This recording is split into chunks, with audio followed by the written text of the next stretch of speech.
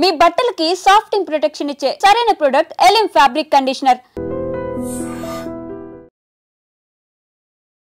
Hi hello నమస్తే, welcome back to our channel. నేను మీ వైషు. సోషల్ మీడియా ఒక విధంగా వ్యసనంగా మారుతుందని కూడా చెప్పుకోవచ్చు. ఈ మధ్య కాలంలో దాంట్లో ఫేమస్ అవ్వడం కోసం ఎన్ని పిచ్చి పిచ్చి వేషాలు వేస్తున్నారో బాగా చూస్తున్నాం. ఈ మధ్య కాలంలో ఒక అబ్బాయి రైలు కిందకెళ్ళి గుద్దు గుద్దు అని చెప్పేసి ట్రైన్ వస్తే దాని కింద పడుకొని కరెక్ట్గా లేచి ఏదో విక్టరీ సాధించినట్టు ఒక వీడియో పెడితే సజ్జనార్ గారు ఫైర్ అయ్యారు. ఇలాంటి వాళ్ళకంటే ఎందుకు ఇంత వ్యసనంగా మారుతుంది, దీంట్లోంచి బయటకు ఎలా రావాలి, వాళ్ళని వాళ్ళు ఎలా మోటివేట్ చేసుకొని ఎలా వాళ్ళని వాళ్ళు మార్చుకోవాలి అనే విషయాలు మాట్లాడడానికి ఈరోజు నాతో పాటు ఉషా వేమూరి గారు ఉన్నారు, మోటివేషనల్ స్పీకర్ అండ్ కౌన్సిలర్. మేడంతో మాట్లాడదాం. Hello ma'am. Hello ma'am, social media అంటే కొంచెం ఫన్గా ఉన్నంత వరకు, లేదంటే వాళ్ళకి ఏదైనా యూజ్ అవుతున్నంత వరకు ఓకే. మరీ పిచ్చిగా వ్యసనంగా మారిపోయి ఏదో ఒకటి చేసి ఫేమస్ అయిపోవాలి అని వెళ్ళిపోతున్నారు. వాళ్ళని వాళ్ళు మార్చుకొని దాంట్లోంచి బయటకు వచ్చి వేరే పనుల్లో కూడా నిమగ్నం అయ్యేలాగా ఎలాంటి పనులు చేస్తే బెటర్ అంటారు? దీనికి ఏం చెప్పాలంటే ఇది కూడా ఒక పర్సనాలిటీ డిజార్డర్ అనిపిస్తుంది నాకు. దాని వెనక కారణాలు చూడాలి. ఓకే. ఏంటంటే ప్రతి వాళ్ళకి ఫేమస్ అవ్వాలనే ఉంటుంది. Right. కానీ అర్థం చేసుకోవాల్సింది ఏంటంటే ఫేమస్ అవుదామా నోటోరియస్ అవుదామా, ఓకే.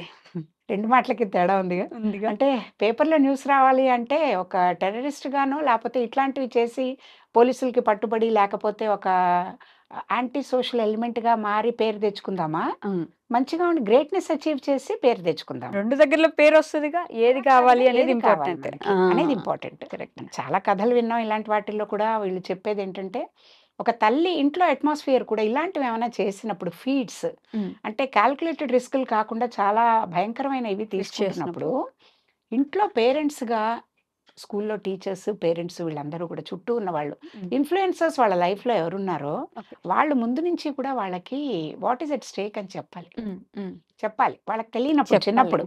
అంటే ఇప్పుడు ఎలా ఉంటుందంటే కాంపిటేటివ్ వరల్డ్లో బతుకుతున్నాం.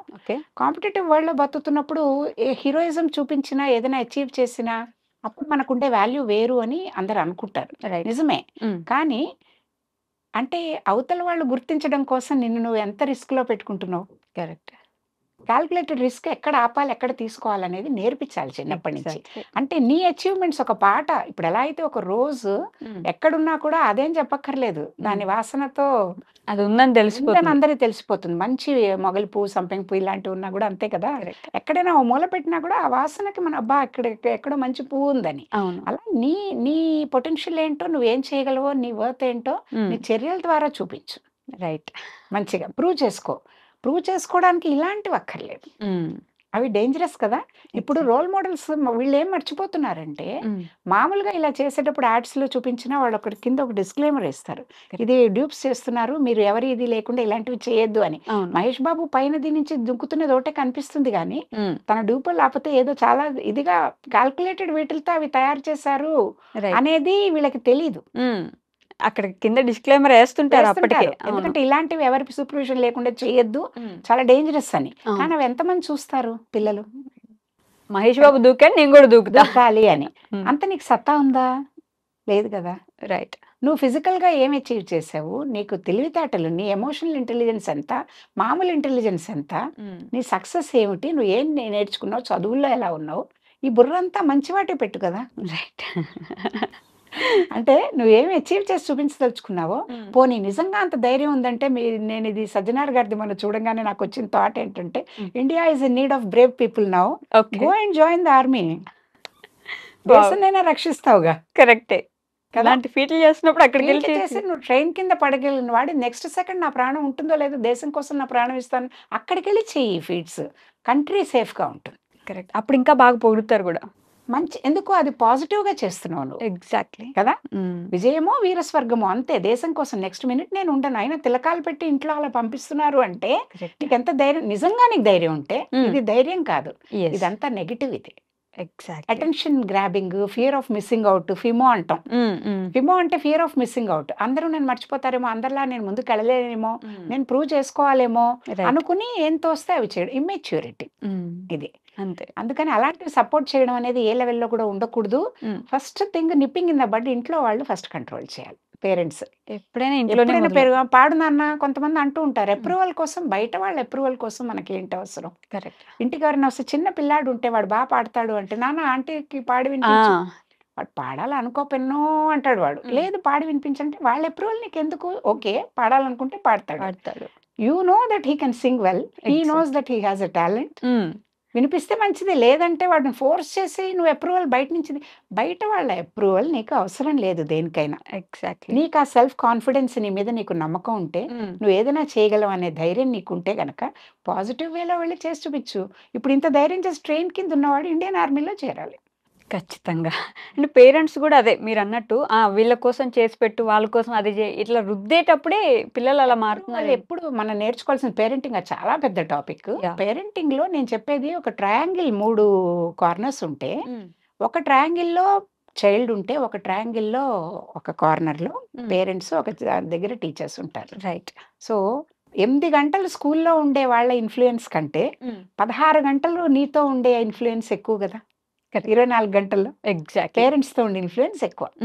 అలాంటప్పుడు ఎంత కాన్షియస్గా రెస్పాన్సిబుల్గా పేరెంటింగ్ చేయాలి.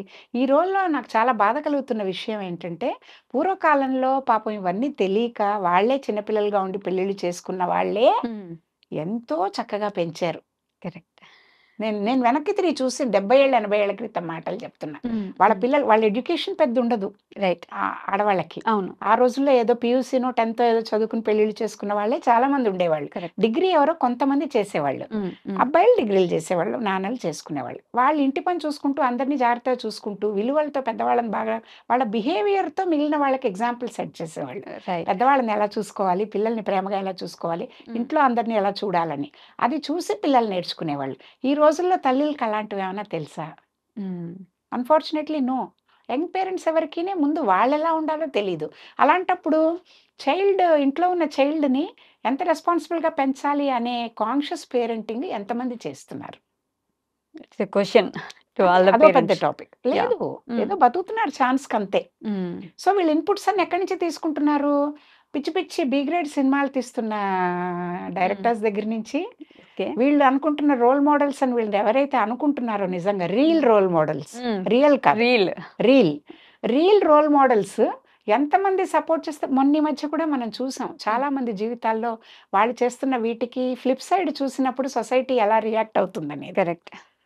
అన్ఫార్చునేట్గా వాళ్ళ బిహేవియర్ చూసినప్పుడు ఫర్ ఎగ్జాంపుల్ రోడ్డు మీద రెడ్ లైట్ ఉన్నప్పుడు వెళ్ళకూడదు అలా పాటించని హీరో ఉంటే వాడు రోల్ మోడల్ ఎలా అవుతాడండి?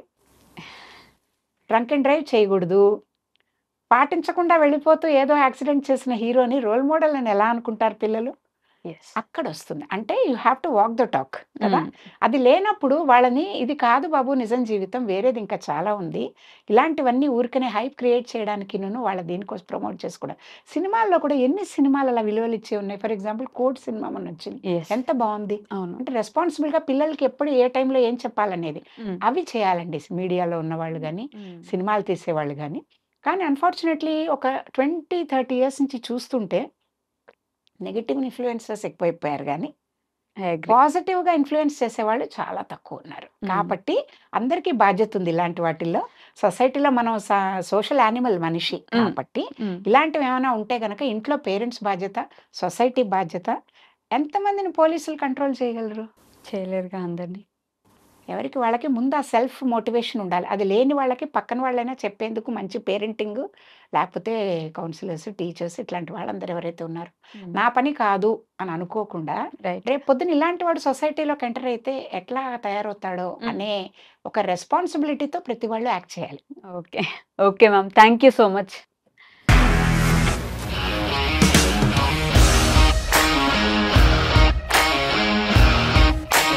ఇండస్ట్రీలో కమిట్మెంట్ ఇష్యూస్ వస్తే నీకు కూడా వచ్చినట్టు? మార్నింగ్ తీసుకెళ్ళాలంటే కొట్టి పడేసాడు.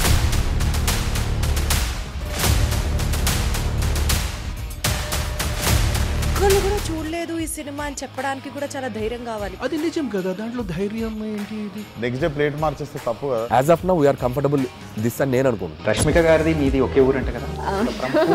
నీకు కోపం వచ్చిందంటే బాగా తిట్టేత్తరా? తిట్టేద్దామండి. నిజంగా గేమ్ ని ఎలా చేంజ్ చేయగలిగారు? ఏపీఎస్ఎఫ్సి వాళ్ళకి 6 నెలల్లో నేను 6 లక్షలు కట్టా. బిజినెస్ చేయాలనుకుంటే it is as difficult as riding a tiger.